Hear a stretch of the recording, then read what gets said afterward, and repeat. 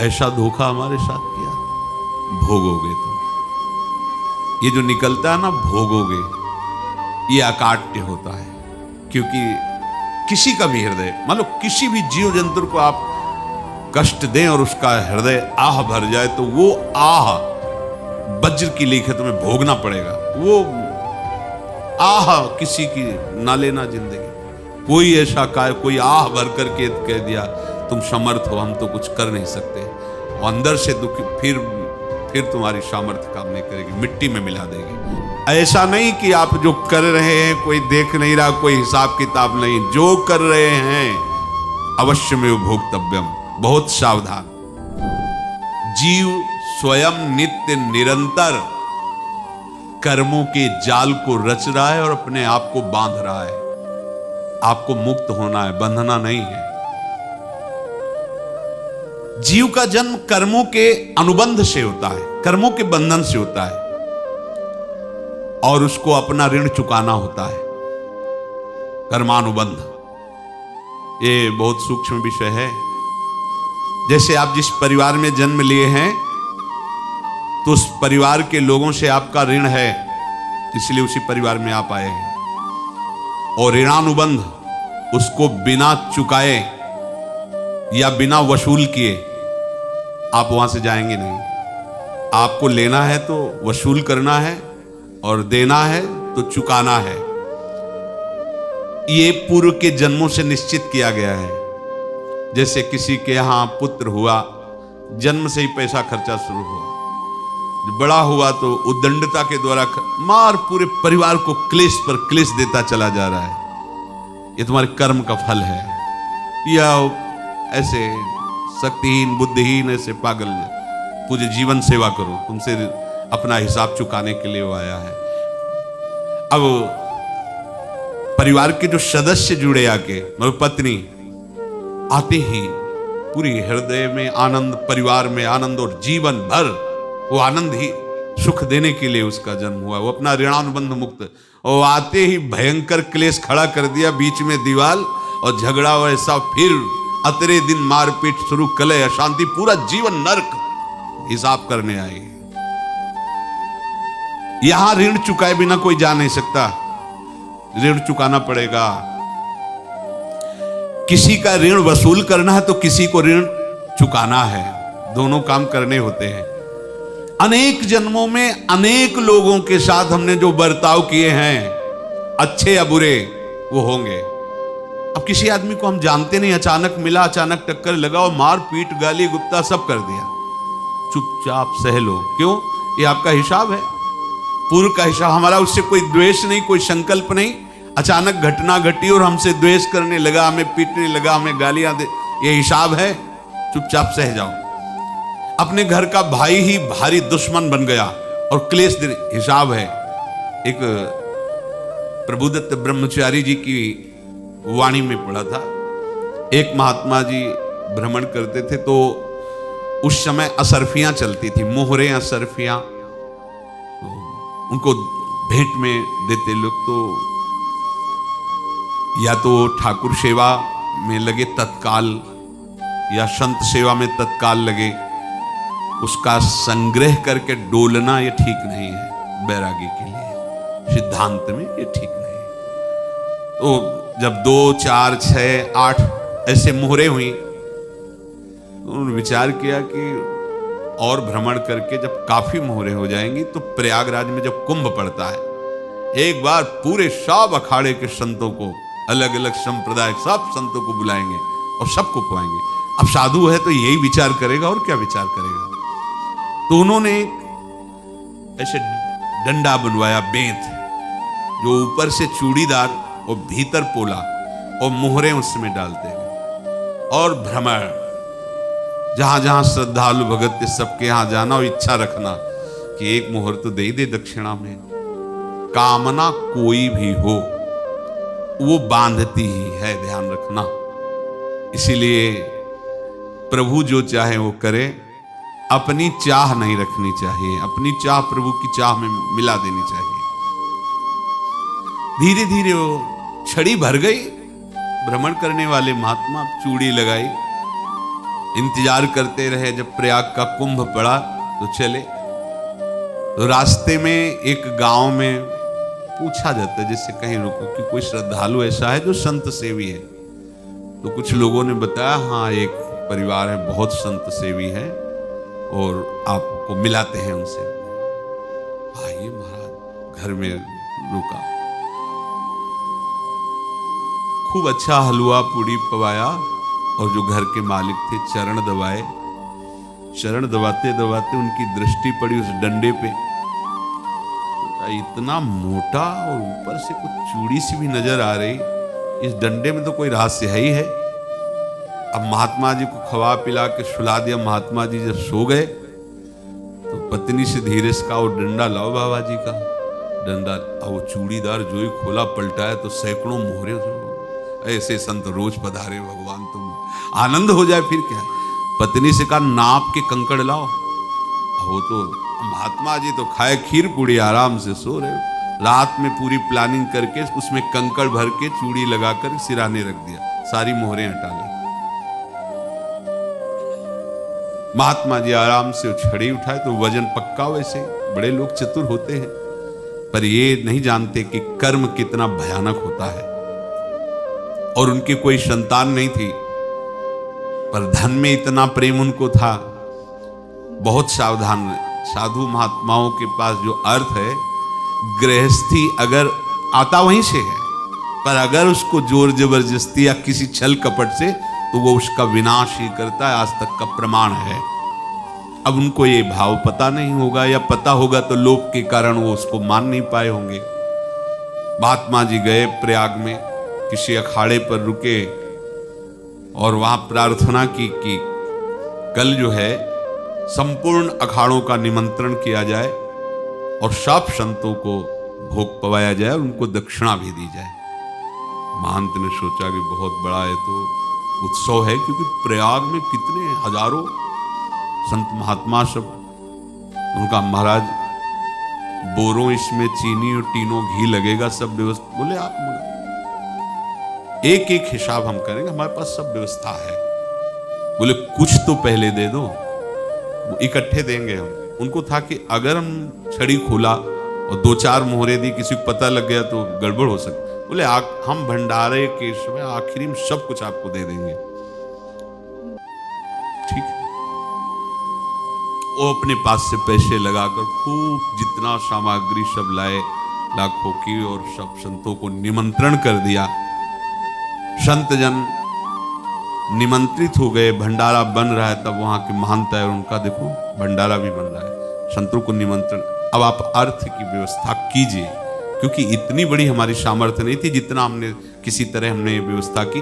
अब मुझे अर्थ चाहिए, तभी आगे की व्यवस्था बढ़ेगी। संतों को दक्षिणा देंगे और जिनसे अर्थ लिया उनको दे। देखो रसोई बन गई है सब। उनका छत में विश्वास नहीं तो ये अभी चूड़ी खोली। उनको तो था ना कि मोहरे हैं कंकड़।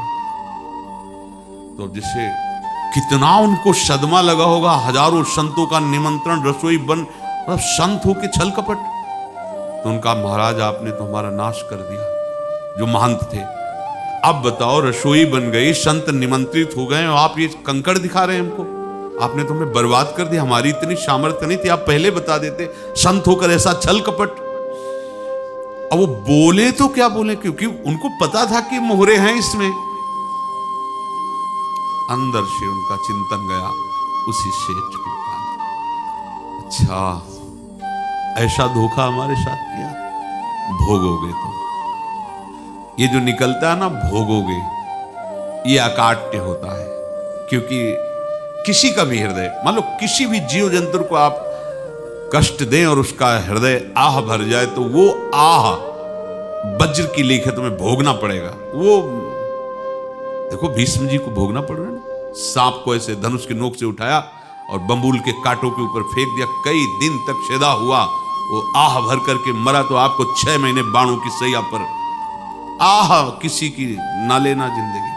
कोई ऐसा कोई आह भर करके कह दिया तुम समर्थ हो, हम तो कुछ कर नहीं सकते। और अंदर से दुखी, फिर तुम्हारी सामर्थ्य काम नहीं करेगी, मिट्टी में मिला देगी। फिर ये तो संत थे और भगवत आराधना के लिए, संत आराधना के लिए ही ऐसा किए हुए थे। अब इनका कैसे मुंह दिखाएं, अब क्या करें। सुबह संत जन आएंगे, सबके बीच में हमारी कि देखो इन्होंने, अब क्या करें। गए और संगम में जाके छलांग लगाई, अपने प्राण त्याग दिए। अब उनके तो पास मोहरे थी और व्यापार बढ़ा, और 9-10 महीने बाद ही लड़का हुआ। अब तो उनको कि संत फलीभूत हो गया। देखो व्यापार चल रहा, लड़का नहीं होता था, लड़का भी हो गया। बड़ा आनंद छा रहा है। जब से वो प्रकट हुए और धन की वृद्धि शुरू हो गई, पढ़ाई लिखाई में उनके खर्चा हुआ सब, बस बीमारी शुरू हो गई उनके शरीर में। अब उसमें पैसा जाना शुरू हुआ। इतने आसक्त वो दोनों हो गए कि कुछ भी हो, व्यापार ठप, संपत्ति बेचना शुरू। तो उन्होंने कहा कि बेटा मैं क्या कर सकता हूं तुम्हारे लिए। बोले हमारी अंतिम इच्छा है प्रयाग चलो, और जितने प्रयाग में संत महात्मा सबको एक बार भंडारा करवाओ, हमारी इच्छा अंतिम है। क्योंकि अंतिम यही इच्छा थी। बोले अब ज्यादा संपत्ति तो नहीं रह गई। तो बोले घर बेच दो, मेरे लिए ही तो है, बेच दो। मुझे लगता मैं बचूंगा नहीं, पर मेरी अंतिम इच्छा पूर्ण कर दो।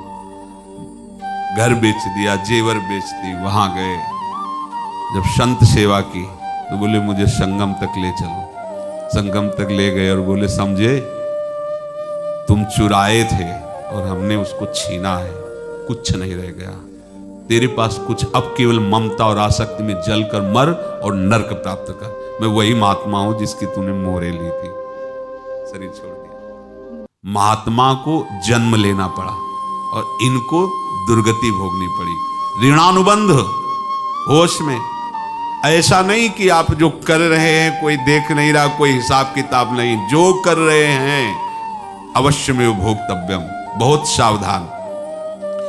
अनेक जन्मों में अनेक लोगों से जो कुछ लिया दिया है, इस लेने देने को मिटा देने के बाद ही तुम मुक्त हो गए।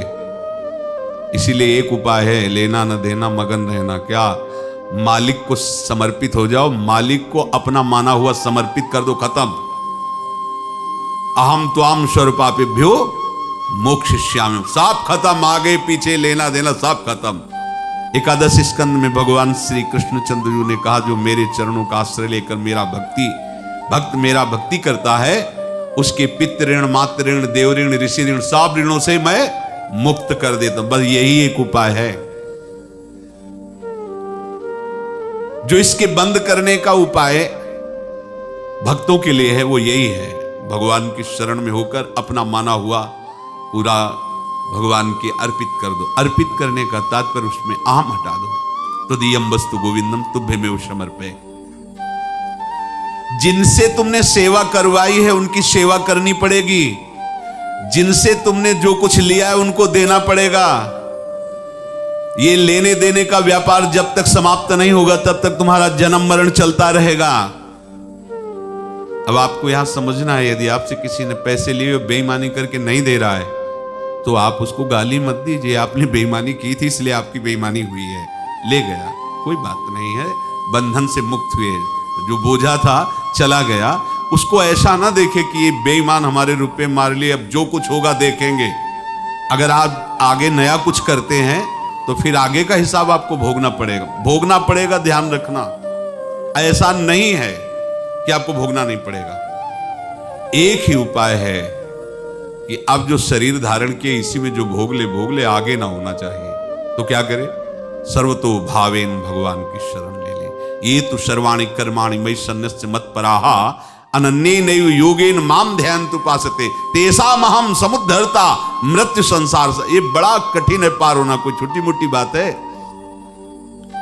एक महात्मा बाल्यावस्था से भजन करते थे, शालिग्राम भगवान पास रखते थे और उन्हीं की आराधना करके बस पाठ, नाम, जप और भ्रमण करते थे। यौवन अवस्था थी, गंगा जी के किनारे अपने ठाकुर को विराजमान करके स्नान करने के लिए कपड़ा ही उतार रहे थे कि 90 लोग आ गए, भाला तलवार सब ले, मारो मारो इसको मारो, घेर लिया। तो उन्होंने हाथ जोड़कर कहा, हमने क्या अपराध किया? कोई सुन ही नहीं रहा।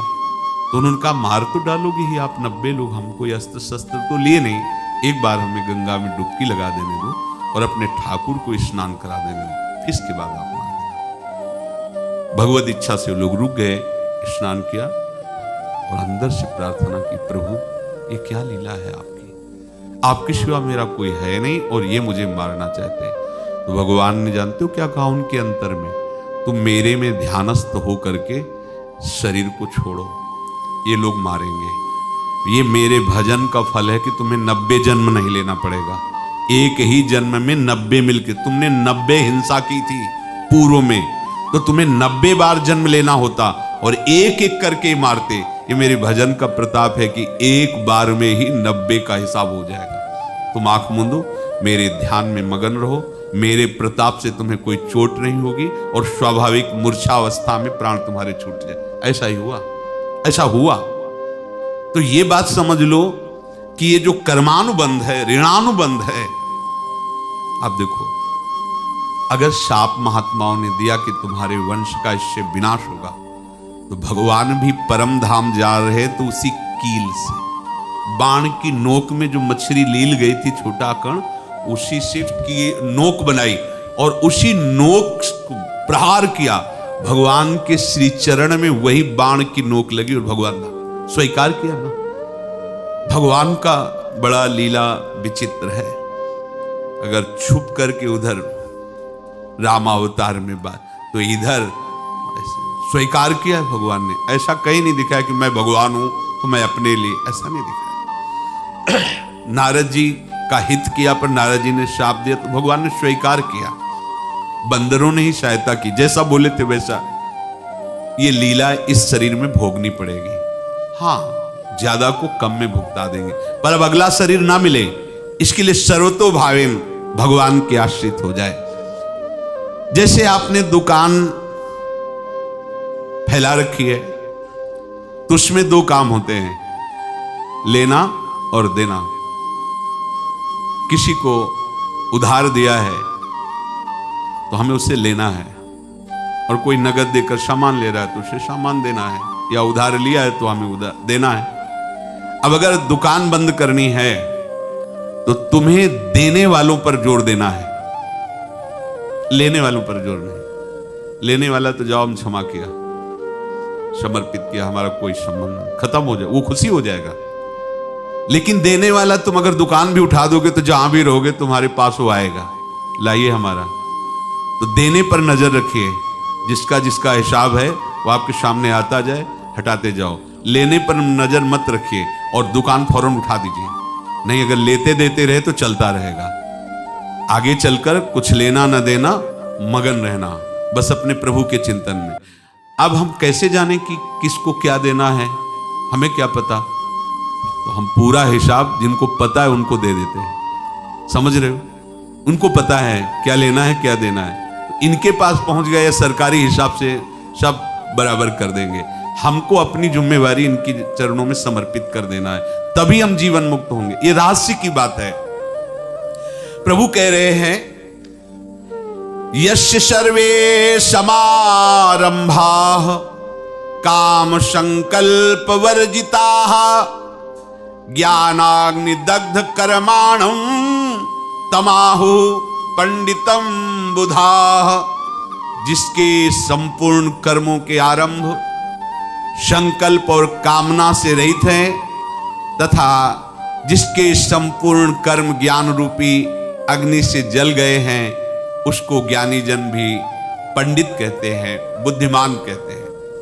पूज्य श्री भाई जी महाराज कह रहे हैं, जैसे वहां ज्ञानाग्नि से दग्ध कह रहे हैं, तो अपने वृंदावन वासियों का प्रेमाग्नि से सब कर्म संस्कार दग्ध होते हैं। जिस समय आपके हृदय में भगवत प्रेम का प्रादुर्भाव होगा तो लेश मात्र कभी तुम्हें दुख नहीं भोगना पड़ेगा। प्रेम का प्रादुर्भाव होते ही दुख का नाश हो जाता है, महासुख। जब प्रेम का प्रादुर्भाव होगा तो समस्त पाप भस्म हो जाते हैं, अशांति नष्ट हो जाती है, संसार ज्वाला स्पर्श भी नहीं कर सकती है। जब भगवत प्रेम का प्रादुर्भाव होता है तो हो सकता है उस उपासक के जीवन में दुखों का पहाड़ टूट पड़े, परिवार खिलाफ, शरीर रोगी, अव्यवस्था, बहुत बहुत कुछ, सब कुछ कह रहे हैं। इतना सब होने पर भी उसके हृदय में कोई भी दुख नहीं होता। ऐसा सामर्थ्यशाली भगवत प्रेम है। भगवान के चरणार बिंद का जिसके हृदय में प्रेम है, भारी से भारी दुख भी उनको विचलित नहीं कर सकता।